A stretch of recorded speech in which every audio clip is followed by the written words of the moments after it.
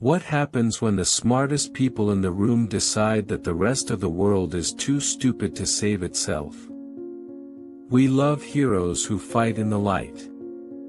We love the ones who make speeches, who inspire us, and who risk their lives for the person standing next to them.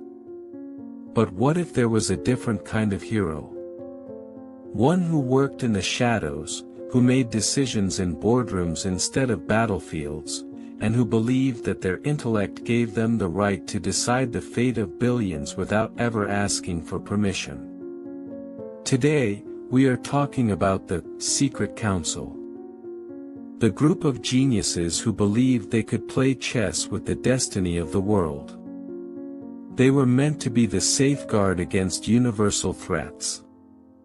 Instead, they became the architects of their own destruction. This isn't a story about evil villains.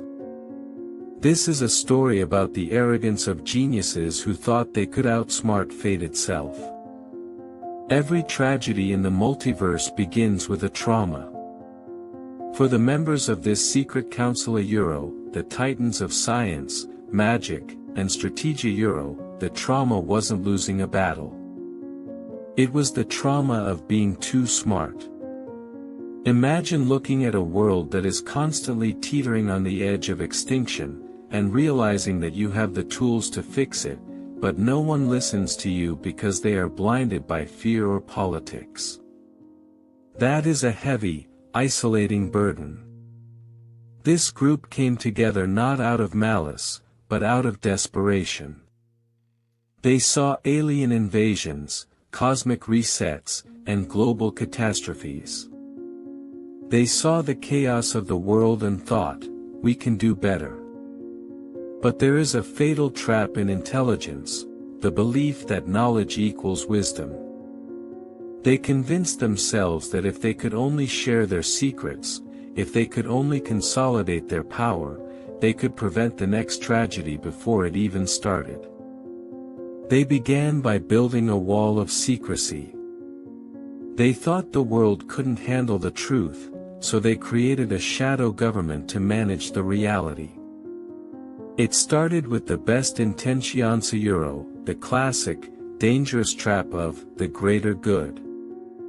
This brings us to the core logic of their failure, the echo chamber. When you bring together the most powerful minds in existence, those who can bend reality, travel dimensions, or build starships, you create an environment where dissent is impossible.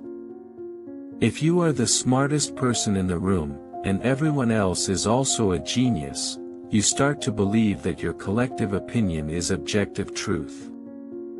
They operated on a cold, calculated logic.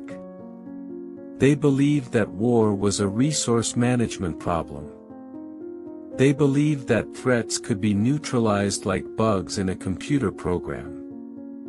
When a problem arose, a dangerous hero, an unstable reality, an alien threat, they didn't talk to the public. They voted. They cast ballots on the fate of civilizations. But that logic is fundamentally flawed. They removed the human element from their calculations. They forgot that the people they were saving were not chess pieces. People are messy. They are emotional, they are unpredictable, and they have the right to make their own mistakes. By trying to control every variable, the council turned themselves into the very things they swore to protect humanity from, tyrants. They became the ultimate authority, accountable to no one, which is the definition of a failed democracy. The climax of this story isn't a massive explosion. It's the slow, agonizing realization that their secrets did more damage than the threats they tried to stop. The flaw in their existence was simple: hubris. They assumed they were indispensable. They believed that without them, the world would crumble. But secrets have a shelf life. When they inevitably leaked, When the world realized their heroes had been manipulating them from the shadows, the trust was permanently shattered. The irony is brutal. By trying to unite the world under a secret, intelligent hand, they fractured it further. They alienated their allies, they created enemies among the people who should have trusted them, and they spent more time managing their own lies than fighting actual threats. Their fall proves a timeless, uncomfortable truth: the most dangerous villain isn't the one who tries to destroy the world with brute force. It is the one who tries to save it by taking away its agency. In the end, the Secret Council achieved exactly what they feared most. They didn't prevent the catastrophe, they made sure it happened because they were too busy looking at their own reflections to notice the cracks in their foundation. Historia Euro, and comic book lore Euro, shows us that power without accountability is just tyranny in disguise. Even if the people holding that power are the smartest, kindest, and most well-meaning geniuses in the world. So, I have to ask you, if you knew that a group of geniuses was secretly managing global threats to keep you safe, would you sleep better at night? Or would you rather live in a dangerous world where the decisions are made in the light, even if those decisions are wrong? Let me know your thoughts in the comments.